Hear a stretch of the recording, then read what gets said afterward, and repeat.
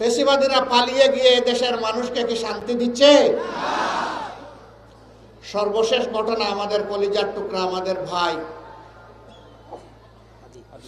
শরীফ ওসমান হাদির উপরে গত জুমার নামাজের পরে প্রকাশ্য দিবালোকে ঢাকার রাজপথে তারা গুলি করে তার জীবনটা শেষ করে দিতে চেয়েছে। সে এখন জীবন মৃত্যুর মাঝখানে আছে।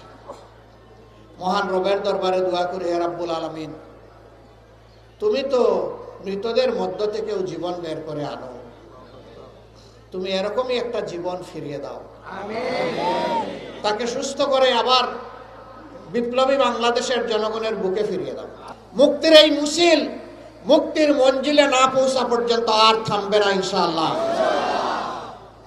আমরা বারবার বলে আসছি, আমরা আমাদের দলের বিজয় চাচ্ছি না, আমরা চাচ্ছি 18 কোটি মানুষের বিজয়।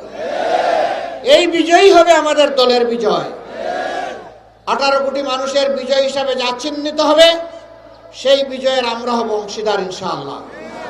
আর এই বিজয়ের পথে বাধার যত দেয়াল তুলে দেয়া হবে, এই যুবকরা লাথি মেরে সমস্ত দেয়াল ভেঙে চুরমার করে দেবে।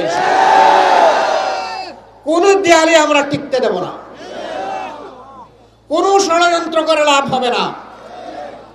কেউ যেন নিজেকে অতিরিক্ত ধূর্ত না ভাবেন। জনগণ এখন তার নিজের বুঝটা বুঝতে শিখেছে।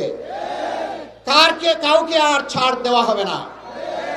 কোন কালো হাত সামনের দিকে এগিয়ে আসলে সেই কালো হাত জনগণ অবশ করে দেবে। কালো টাকার বিনিময়ে মানুষকে কেনার দুঃসাহস দেখালে তাদের মুখে ছাই মেরে দেওয়া হবে। নির্বাচন সুষ্ঠুভাবে অনুষ্ঠানের জন্য এখন নির্বাচন কমিশনকে তাদের দায়িত্ব যথাযথভাবে পালন করতে হবে। আমরা তাদের কাছে কোনো আনুকূল্য চাই না, কিন্তু সাবধান করে দিচ্ছি, যদি কারো প্রতি সামান্য কোনো আনুকূল্য দেখানো হয় তা বরদাস্ত করা হবে না। আমরা চাই আপনারা আপনাদের শপথের আলোকে নিরপেক্ষভাবে সে দায়িত্ব পালন করুন। জনগণ যাদেরকে তাদের ভালোবাসা, তাদের সমর্থন এবং ভোট দিয়ে বরণ করে নেবে, আমরাও তাদেরকে বরণ করে নেব ইনশাআল্লাহ।